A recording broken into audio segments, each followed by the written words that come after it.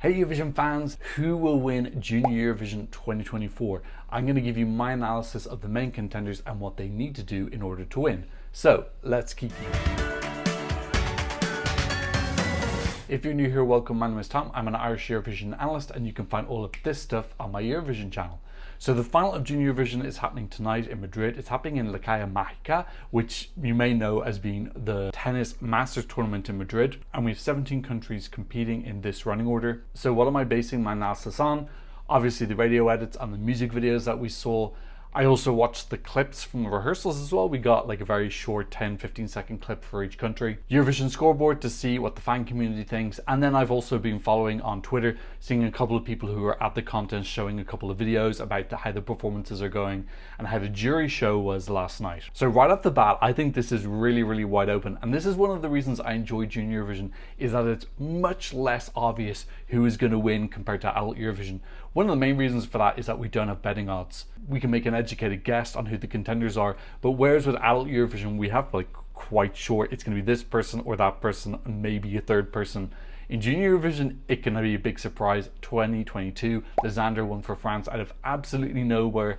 Nobody predicted that. Yet it made sense in hindsight because he was so incredibly charismatic and the song was fun and joyful and he gave a really good performance. Definitely wide open. I'm going to give you the countries who I think could win, but we could get a big surprise. Sorry, I've closed the curtains because it was too bright and you won't be able to see the magnets otherwise. So for me, there are 4 key ingredients that go into a Junior Eurovision winning song in the current era. The first one of those is having an upbeat song, something fun, boppy, dancey with a fast beat. Second of those is national hype, having your country hyped or excited about the entry. Third is a super charismatic performer, charismatic, loving what they're doing, really getting into it, not looking awkward at all, connecting with the camera, just living their best life on stage. And the fourth one is super colorful and energetic, bright colors, beautiful costumes, fun dancers, bright and happy. Now, I'm not saying that all 4 of those things are necessary. Those are just the 4 key ingredients I think have gone into recent winners if you look at who's won recently. I think in particular, if you look at last year's televote,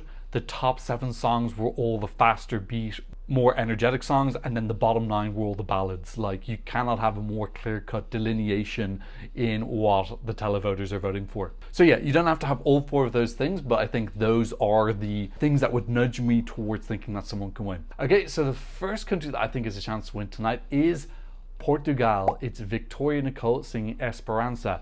So this is a really beautiful song. It's currently leading the Eurovision scoreboard, which at the end of the day is mostly adult. So it's not completely relevant, but at the end of the day, it does show that it's a very well constructed song. I think this is the nicest song this year. It's my number 1. Very beautifully written. I think it has the strongest melody, really great vocals, but I don't think this is the type of song that Junior Eurovision viewers generally enjoy. As I've said on this channel multiple times, I was at Nice last year, I was in the audience, and the kids were not interested in the slower songs at all, like 0% interest. They're on their phones, they were talking, they were waiting for the next upbeat boppy song like Kvika. Like, I'm sure there are some kids who enjoy this, but generally the kids want something fun. They don't want heartfelt ballads about hope. Having said that, it's really beautifully sung. It's a very pretty song, so maybe it might resonate with some of the kids. If this does win, I think it's going to be because it gets such a high jury score, and then maybe in the televote doesn't come in the bottom. Maybe it's up in 4th or 3rd, maybe something like that. It does have the national hype, which I spoke about earlier, which I think is an important ingredient, and that can counteract the fact this isn't particularly a televote song. So I think if enough Portuguese people show up for this, keep in mind that you can vote for yourself,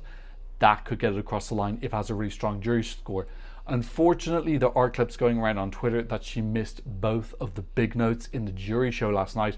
That's the performance that the jury is going to be voting on. Very unfortunate. I have to admit, I'm not a huge fan of these Junior Eurovision songs having very difficult big notes to hit, because I think it puts a lot of pressure on them, and I don't think it adds that much, but I think that when it doesn't go well, it can detract from the performance, and hopefully tonight she'll have no problem when she does the live performance, but I definitely hope that this doesn't detract from her enjoyment of the whole thing. Slimane missed his notes in the jury show in Adult Eurovision 2024 this year, and he still came second in the jury. Would he have gotten a few more points? If he'd hit the notes, probably. Yeah, I think realistically missing big notes could slightly reduce her chances of winning the jury. Still an amazing song, amazing performance, and it would be nice to see a slower song win, because since this new system, all the winners have been these upbeat, fun, poppy songs, which I think is cool, but it'd be nice to see just a little bit of variety. But at the end of the day, the kids are going to choose whatever the hell they want, and this is not generally what they want. In any case, Portugal's previous best result is 8th, so even just coming top 7th is going to beat that. I think that they should beat that by quite a lot, so I'm really wishing Portugal luck. Could we be going to Lisbon next year, or Porto, or somewhere else in Portugal? That would be really fun. Okay, the second country that I think is in contention to win is Ukraine. It's Artem singing Hear Me Now. Now, this song is really cleverly constructed, because if you look at the lyrics and the topic of the song, it's basically a ballad in terms of its main emotion, but it's got a tempo and a beat behind it. So this is a really clever choice by Ukraine to pick a song that has a deeper meaning, but still make it accessible to the Junior Eurovision audience. Artem is an absolute superstar. What a performer. Totally got that charisma that Lisandro has. Absorbed in the performance, great moves. I love when he goes down like this. The clip looked great. They've got the staging from Junior Vidbeer with the window pane, so there's something fun happening on stage. It's entertainment. The song is good. I don't think the song is as strong as Portugal. I think that's probably a negative factor. The Ukrainian delegation are just so good at staging and putting forward something that's just really entertaining, really beautiful to look at. And this is 14th in the running order, so it's very close to the end, which helps. Portugal, by the way, is 15th in the running order, so we've got these two back to back. Vocally, he's super strong, so I think that'll all do very, very well with the juries. I think this should be up in the top 5 with the juries. It's just about how will the televote react. Although it's upbeat, it's not as happy and energetic as some of the other songs, and that is one reason I think it could possibly do it a little bit worse than the televote. But Ukraine have been top 10 in the last 4 years, and their last one in 2012, so it'd be really fun for them to get their second win. So wishing luck to Artem for Ukraine. Okay, speaking of a country with very strong results in Junior Eurovision recently, my third contender for the win is Armenia. So Armenia are currently second in the Junior Eurovision all-time rankings because they're just unbelievable. They've never not been top 9. So I'm predicting this is going to be top 9. I'm really going out on a massive limb saying that. And in the last 3 years, they've been on the podium, coming first in 21, second in 22, third in 23. Are they going to repeat that pattern and go 1, 2, 3 again? Or are they going to continue the pattern and go 4th this year? We'll have to wait and see. He is 4th in the running order, which is one slight thing against Armenia winning. But the strongest aspect of this for me is Leo. Leo is really got that Lisandro charisma. Super comfortable on stage. He looks really, really happy and joyful to be there. He's great with his hands and his body movements. He's got a great voice. He's got a suit on. He looks all glammed up. Really, really fun song, Cosmic Friend. Speaking about an alien, it's definitely got that fun energy. This is ticking off all of those 4 boxes, which I talked about at the start. But then the running order is a little bit earlier. That's one thing working against it. And I wouldn't say the melody is the strongest out of all the songs this year. Reaction videos for Armenia every single year are always one of the most viewed because Armenians really do follow Junior Eurovision quite a lot. The snippet for this, that he's in this circular thing, which you saw in the music video, I just hope that there's going to be movement out of that because he looked a little bit trapped in the center. So if this becomes really, really dynamic, he's able to move out, the dancers move around. Yeah, I think this is just going to be so on point, on brand for Junior Eurovision. I think they would love this as a winner. Armenia host really well as well. This is Malena wrote this song. She's just a fantastic songwriter who I hope to see in competing in adult Eurovision very, very soon. Now, is the song strong enough to get first place? I don't know. I think top 5 is pretty much, well, we know top 9 is guaranteed statistically. Top 5 should be. Top 3, you'd have to kind of say that this is a contender, and could it potentially win? I feel like this is something that's going to do well in both the jury and the televote because his vocals are very strong for the jury and they will appreciate how on brand the song is. And then televote, I think they'll just love the fun, the colors, the bright costumes, the glitter, the sparkle, the fun. So I'm really wishing Leo well in his performance tonight. Again, the last of the 4 main countries I think could win tonight is Spain. It's Chloe de la Rosa singing Como la Lola. Again, a lot of things similar to Armenia. Super appropriate song, really fun, really vibrant. Rehearsal clip for this looks so cool. It was like a